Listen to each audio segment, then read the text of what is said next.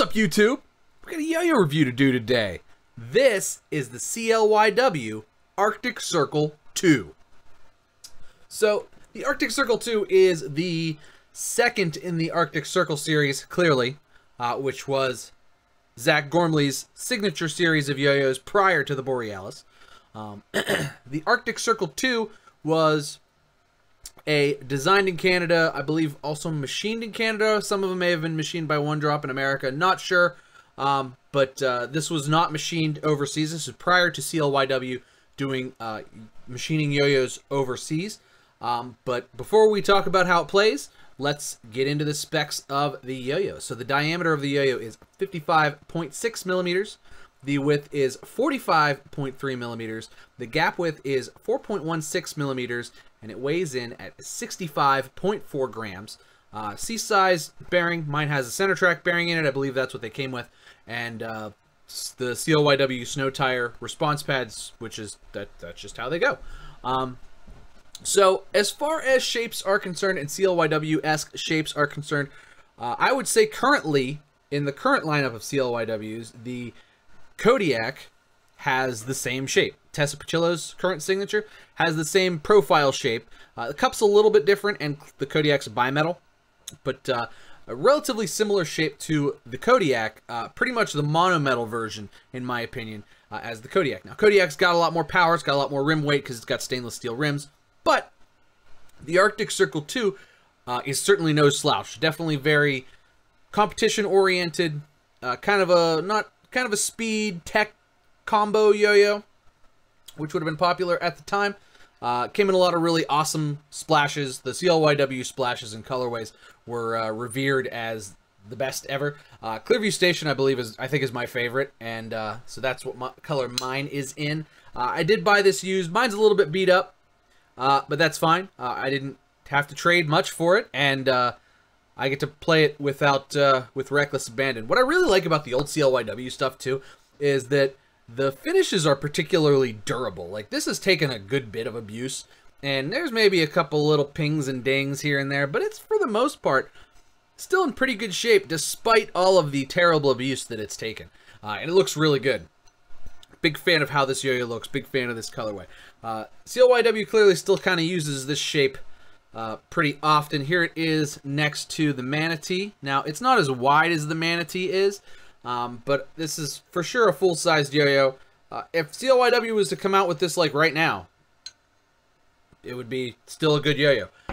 Sort of a double rim design, very similar to sort of like the Chief, but you know, just basically lots of rim weight, a little bit of center weight, a little cup in there that like convexes out and facilitates a longish axle, and just a good playing awesome yo-yo. Kind of a blast from the past. Like I said, this was like Zach Gormley's signature 2 signatures ago, but still something that I throw around a lot. So wanted to go ahead and do a review, give my 2 cents on it. But that's probably enough about me talking about it. Let's go throw it around a little bit and I'll show you what I'm talking about.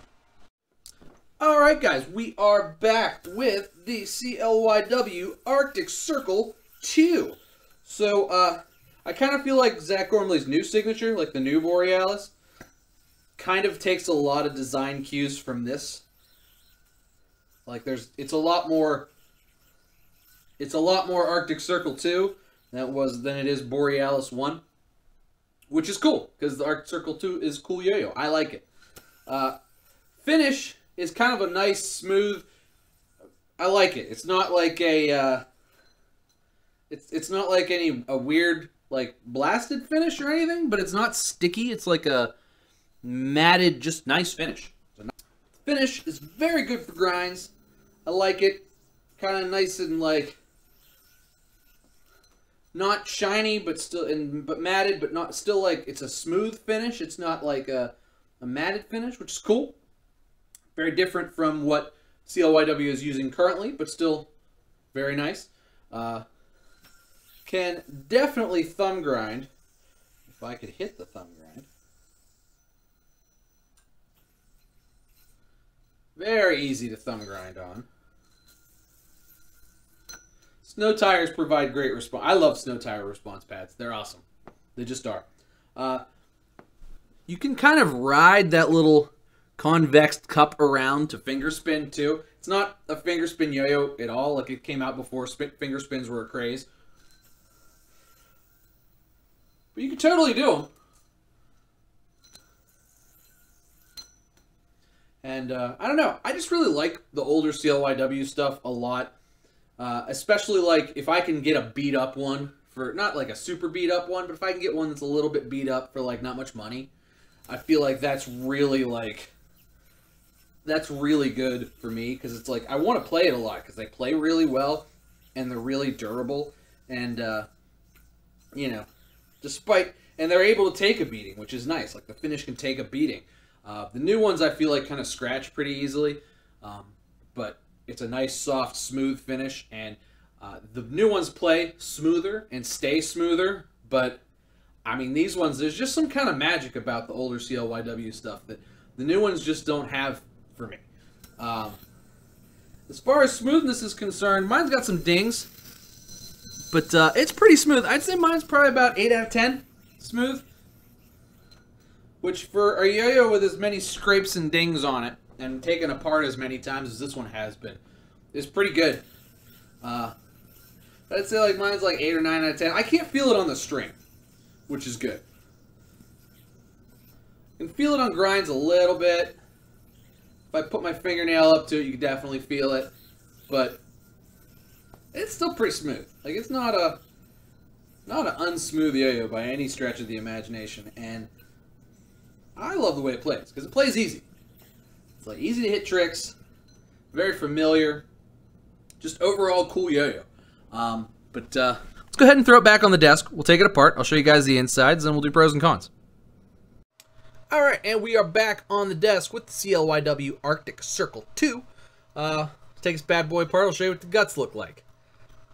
So, I have changed the response pads. They were kind of worn when I first got it, and I played it enough that I finished wearing out the original snow tires that came in it, but it did come with blue snow tires. So, I put the clear ones in, the clear pads that come with the Gamer. Thanks, Jeremy. They also fit the snow tires. They're snow tire sized. So put those in. Center track bearing. This is the one that came with it. I'm not sure if it's original or not. It spins good. Plays good. No problems with it at all. The older CLYW axles, I think, are thicker. Just a little bit. So, thicker CLYW old style axle. Works very well. As you can see, splash goes all the way in. Not a ton going on here. A little step before the response pad there.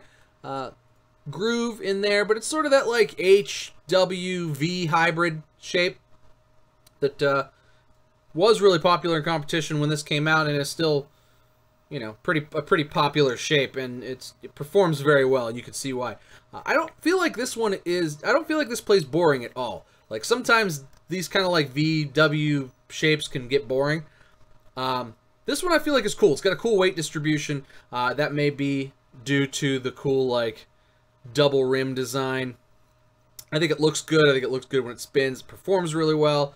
And for some reason, like, the snow tires really just tend to kind of tie it all together. Really nice tight binds, and good for regens, and just everything you want a response pad to be. I feel like the little bit of extra grippiness that snow tires are, but they're not like grabby. They always sort of just make a yo-yo play better, in my personal opinion. But yeah, you guys are going to want to check these out if you haven't already. I know it's been out forever and they're not for sale anywhere, but they occasionally come up used on the BST. And if you see them and you're like, maybe you're like me, you weren't playing yo-yo, or at least unresponsive yo-yo when this came out. I think it came out in like 2012, 2013 maybe. Maybe you weren't playing yo-yo at that point in time. But, you know, stuff like this catches your eye, the older CLYW stuff. If you see it for a good price, I think I paid, well, I traded a yo-yo that I paid like $50-ish for. So this one's a little beat up, but if you can get them under 100, depending on the condition, like these would have been like 150 bucks brand new. But if you can get them under 100, I'd say that's a pretty solid deal, and they can take a good bit of punishment. So even if there's one that's dinged up and beat up for a really good price, you may want to just snag it up if it's a shape that appeals to you, because it's still going to probably perform pretty well for you. But that's going to do it for me today, guys. Make sure you like and subscribe. I have merch and stuff. Check all the links down in the description below. But that is going to do it for me today, guys. Please make sure you like and subscribe. Thank you so much for watching. Cheers to you, and I'll see you next time.